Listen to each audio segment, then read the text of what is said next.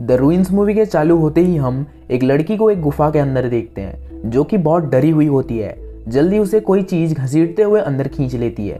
Scene shift होता है और हम किसी वैकेशन स्पॉट पर देखते हैं चार दोस्तों को, जेफ, उसकी गर्लफ्रेंड एमी, एरिक और उसकी गर्लफ्रेंड स्टेसी। ये लोग पूल किनारे रिलैक्स कर रहे होते हैं कि तभी मातियास नाम का एक लड़का जो कि अभी अभी उनका फ्रेंड बना था वहां आकर उनके साथ ड्रिंक करने लगता है। मातियास इन लोगों को अपने भाई के बारे में बताता है। मातियास बोलता है कि उसका भाई अपनी आर्कियोलॉजिस्ट गर्लफ्रेंड के साथ एक प्राचीन खंडर पर गया हुआ है और मातियास भी कल वहीं जा रहा है।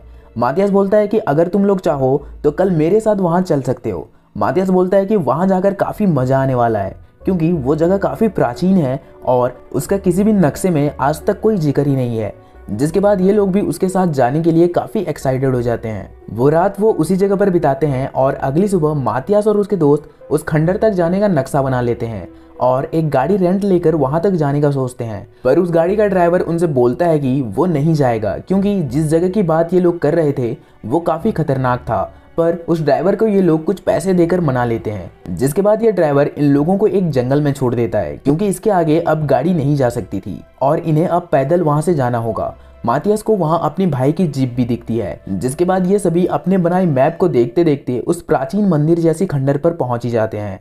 ये लोग वहां पहुंचकर काफी खुश होते हैं कि तभी उस जंगल में रहने वाले आदिवासी लोग इनके पास बंदूक और धनुष लिए वहां आ जाते हैं और इन लोगों पर अपनी लैंग्वेज में चिल्लाने लगते हैं। जेफ को लगता है कि ये खंडर को देखने का पैसा मांग रहे हैं और जेफ उन्हें पैसा दिखाने लगता है, पर ये लोग पैसा लेने से रिफ्यूज कर देते हैं। इसी दौरान एमी इन लोगों का फोटो खींच रही होती है और फोटो खींचते वक्त गलती से उसका पैर खंडर से लिपटी झाड़ियों पर आ जाता है, जिसको देखकर ये जंगली लोग उन पर काफी गुस्सा होकर अपनी हथियार निकाल लेते हैं। मातियास के दोस्त को लगता है कि ये लोग एमी की फोटो खींचने की वजह से गुस्से में आ रहे हैं और वो एमी से वो कैमरा लेकर उन लोगों को देने आगे बढ़ता है। एमी से कैमरा लेते वक्त उसका पैर भी उन झाड़ियों पर लग जाता है, जिसे देख ये लोग मातियास के दोस्त पर एक तीर उसके सीने के आर पार कर देते हैं और उसके सिर पर गोली मारकर उसका सिर ही उड़ा देते हैं। जिसके बाद ये सभी काफी डर जाते हैं और उस मंदिर के ऊपर चढ़ जाते हैं। ऊपर चढ़ने के बाद मातियास अपने भाई को ढूंढता है पर उसे उनका तंबू तो दिखता है पर उसके भाई का वहां कोई नामो निशान नहीं होता। इन लोगों को खंडर के बीचों बीच उसके अंदर जाने का रास्ता दिखता है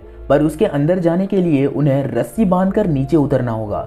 ये लोग अपने अपने फोन्स को चेक करते हैं पर किसी के भी फोन पर सिग्नल नहीं होता और ये नीचे उतरकर वहां से जा भी नहीं सकते क्योंकि उन आदिवासी लोगों ने खंडर को अब चारों तरफ से घेर लिया था। ये सभी परेशान होकर वहां बैठे होते हैं कि तभी उस खंडर के नीचे से उसी रास्ते से फोन की घंटी बजने लगती है।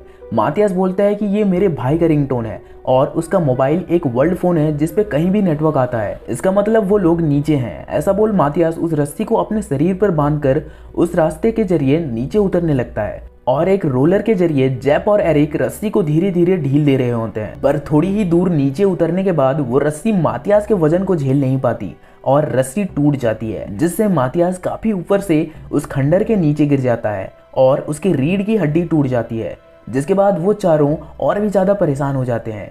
जेफ बोलता है कि क्योंकि रस्सी इतनी मजबूत नहीं है तो मातियास की मदद करने तुम दोनों लड़कियों में से एक को नीचे जाना होगा और ना चाहते हुए भी स्टेसी मान जाती है और बची हुई रस्सी को अपने शरीर पर बांधकर नीचे उतरने लगती है। पहले से टूटी हुई होने के कारण रस्सी नीचे तक नहीं पहुंचती और स्टेसी को वहां से नीचे जंप करना पड़ता है और जंप करने से स्टेसी का घुटना कट जाता है। जिसके बाद जेव एमी से बोलता है कि अब तुम्हें उन दोनों की मदद करने जाना होगा, लेकिन एमी काफी डरी हुई होती है और मंदिर के नीचे उतरकर उन जंगलियों से मदद मांगने लगती है। जब भी एमी को समझाने उसके पीछे पीछे आ जाता है पर ये लोग इन दोनों पर गन तान देते हैं, जिससे एमी हताश होकर उन पर वो झाड़ी फेंक देती है जो कि एक छोटे से बच्चे को जाकर लग जाती है और ये जंगली लोग उन्हीं के बच्चे को गोली चलाकर मार देते हैं। जिसके बाद इन लोगों को समझ आ जाता है कि ये जंगली लोग इनकी कोई मदद नहीं करेंगे। जेफ उन तंबू को काट कर एक स्ट्रेचर बना लेता है जिससे वो मातियास को ऊपर लाने वाले थे। जिसके बाद एमी उस स्ट्रेचर पर बैठकर नीचे उतर जाती है और ये दोनों जब मातियास को स्ट्रेचर पर रख रहे होते हैं तो रीढ़ की हड्डी टूटने के कारण उसकी कमर मुड़ जाती है, जो कि देखने में ही काफी दर्दनाक लग रहा था। जिसके बाद ये लोग मातियास को किसी तरह से ऊपर ले आते हैं। अब काफी रात हो चुकी थी तो जेफ और एरिक एक एक करके पहरा देते हैं और ये दोनों लड़की तंबू में जाकर सो जाते हैं। मातियास के पास भी ये लोग एक लाइट जलाकर उसे एक कंबल से ढक देते हैं। जिसके बाद वो रात किसी तरह से गुजर जाती है। अगली सुबह स्टेसी जब नींद से उठती है तो देखती है कि वो झाड़ियाँ उसके पैर को बुरी तरह से जकड़े हुए हैं और उसके घुटने के घाव के अंदर तक चली गई हैं। स्टेसी काफ़ी घबरा जाती है तो एरिक उन झाड़ियों को स्टेसी के पैर से खींचकर निकाल देता है कि तभी मातियास भी चिल्लाने लगता है और बोलने लगता है कि मुझे भी अपने पैरों पर कुछ महसूस हो रहा है। जब ये लोग मातियास के ऊपर से चादर को हटाते हैं तो वो सब सहम जाते हैं क्योंकि मातियास के पैरों को भी उस बेल ने जकड़ रखा था और उसके पैर के मांस को पूरी तरह से खा चुका था, जिससे मातियास के पैर की हड्डियां तक दिखने लगी थी। जब मातियास के पैरों से उन बेलों को खींचने लगता है कि तभी फिर से उन खंडर के नीचे से फोन की घंटी सुनाई देती है। जब फिर से एक फैसला करता है और बोलता है कि तुम दोनों लड़कियों को फिर से खंडहर के नीचे जाकर उस फोन को ढूंढना होगा, वही हमारे बचने की आखिरी उम्मीद है। जिसके बाद स्टेसी और एमी एक एक करके उस खंडहर के नीचे मसाल लिए उतर जाते हैं और उस फोन की घंटी को फॉलो करके उसे ढूंढने लगते हैं। तभी उन्हें एक लड़की की लाश दिखती है। ये वही आर्कियोलॉजिस्ट होती है जिसको हमने मूवी के स्टार्टिंग में देखा था। उसके हाथ में वो मोबाइल था और जैसे ही ये लोग उस मोबाइल को उसके हाथ से छुड़ाते हैं तो वो देखते हैं कि वो मोबाइल टूटा हुआ था। अचानक फिर से वही मोबाइल की घंटी बजने लगती है। ये दोनों इस बार काफी डर जाते हैं और देखते हैं कि वो आवाज और कहीं से नहीं बल्कि उन झाड़ियों के फूल से आ रही होती है और फिर तुरंत ही ये झाड़ियां इन पर हमला कर देती हैं। ये दोनों अपनी जान बचाने के लिए उस रस्सी की तरफ भागते हैं और एरिक और जेब उन दोनों को ऊपर खींच लेते हैं, जिससे इन दोनों की जान बच जाती है। एमी और स्टेसी अब काफी डरी हुई होती हैं और उस खतरनाक मंजर के बारे में जेफ और एरिक को बताती है। ये लोग अब काफी परेशान हो चुके थे, जिसके कारण ये लोग अपने आप ही लड़ने लगते हैं। जेफ इनसे बोलता है कि हम यहाँ से तब तक नहीं जा सकते जब तक हमें कोई ढूंढ नहीं लेता, और फिर ये लोग अपने बचे कुचे खाने को आपस में बांटकर थोड़ा थोड़ा खा रहे होते हैं। जेब मातियास के पैर को चेक करता है।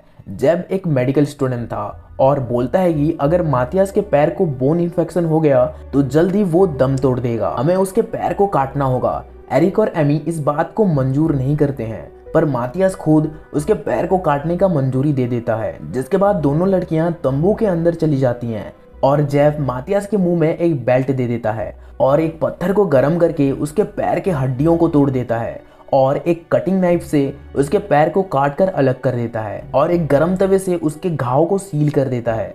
मातियास दर्द के मारे तड़पने लगता है। फिर ये सब देखते हैं कि उसके कटे हुए पैरों को वो झाड़ियां अपने साथ ले जा रही होती हैं, जिसे देख इनके होश उड़ जाते हैं।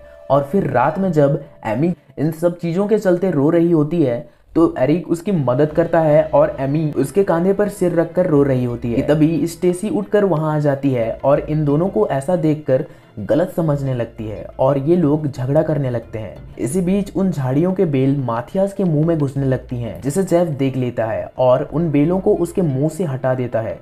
पर अब बहुत देर हो चुकी थी, मातियास अपना दम तोड़ चुका था। इसे देख स्टेसी भी काफी डर जाती है और बोलने लगती है कि ये मुझे भी महसूस होते हैं, ये मेरे शरीर के अंदर हैं। पर ये तीनों उसे शांत करते हैं और बोलते हैं कि ऐसा कुछ भी नहीं है। पर ये लोग गलत थे।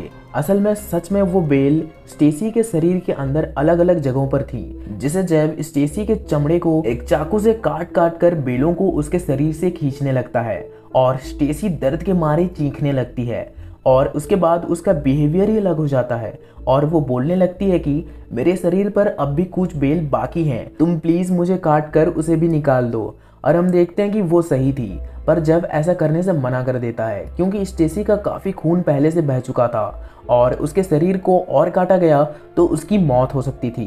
पर स्टेसी उन सब के सोने के बाद खुद अपने सिर, पेट और जांग को काटने लगती है और ये सब जब ये तीनों देखते हैं तो इनके रोंगटे खड़े हो जाते हैं। स्टेसी का अब काफी खून बह चुका था।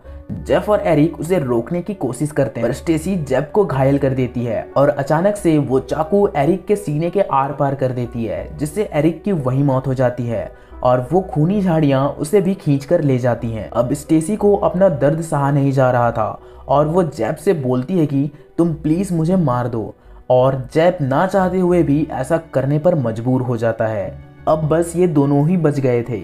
इनके पास अब दो ही रास्ते थे, वहां ऊपर ही झाड़ियों का शिकार बन जाना या फिर नीचे उतरकर भागना। जिसके बाद जेफ एक प्लान बनाता है और एमी के शरीर पर खून लगा देता है और उसे बाहों में लेकर उस मंदिर के नीचे उतरने लगता है।